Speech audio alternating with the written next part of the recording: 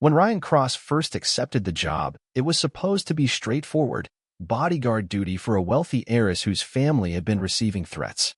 Ryan had been in the business long enough to know most of these gigs turned out to be overblown fear and rich paranoia. Still, the pay was triple his normal rate and came with a private suite in a luxurious, remote estate nestled in the Pacific Northwest. It seemed too good to pass up. From the moment he arrived, though, something felt off. The estate was beautiful, yes, but eerily quiet.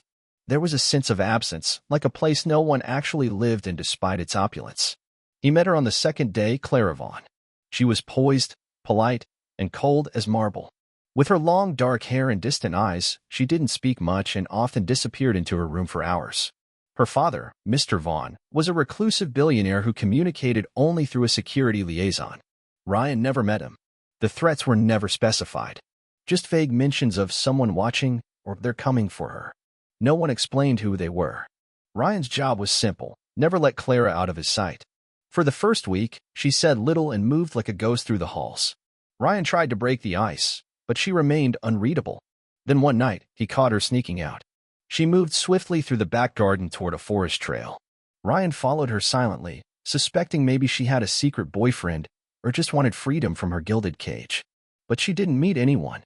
She wandered into the forest and stood still in the dark, facing the trees, whispering something under her breath.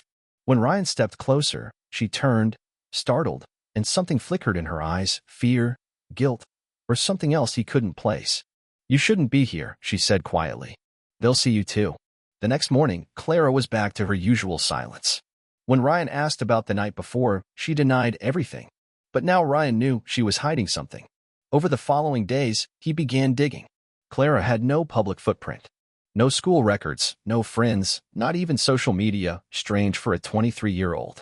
The few mentions of her online were all from press releases issued by her father's company. There were rumors she'd once gone missing for a year, but no details. Ryan checked security cameras from the estate.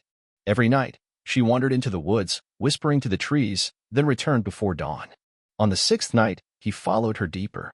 She led into a hidden clearing, moonlight pouring over what looked like an ancient stone circle.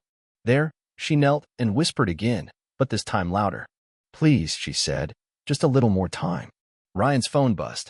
A message from the security liaison: "Do not follow her. Turn back immediately." He ignored it.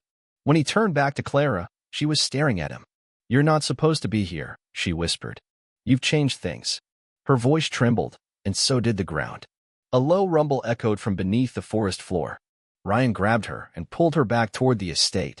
Whatever this was, it wasn't just security, it was something far stranger. Back at the house, she locked herself in her room for 2 days. Ryan didn't sleep. He kept the cameras up, weapons ready, unsure if he was protecting her or protecting himself from her.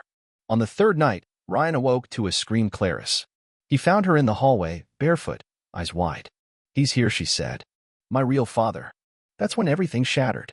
Clara wasn't just an heiress. She was the result of a government experiment known as Project Oracle.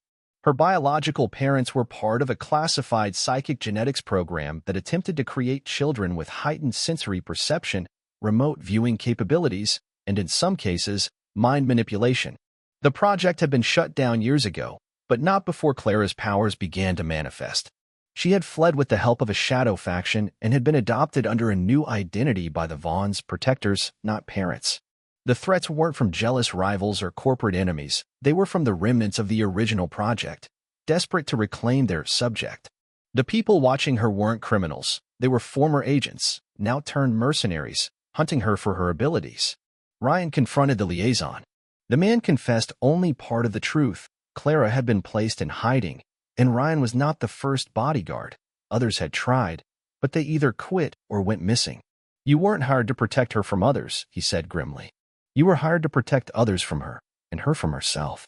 Clara, when finally honest, admitted the truth. She had visions, could see flashes of the near future, but sometimes her mind would slip, and reality would bend. She didn't know how to control it. The stone circle in the woods? It was a grounding point, a place where the energy that overwhelmed her could be siphoned off. Without it, her powers built up and caused instability. Ryan asked her what she saw when she went there.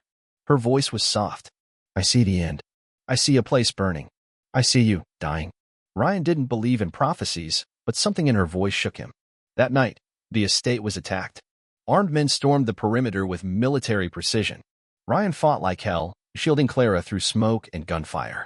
She screamed for him to leave her, but he refused.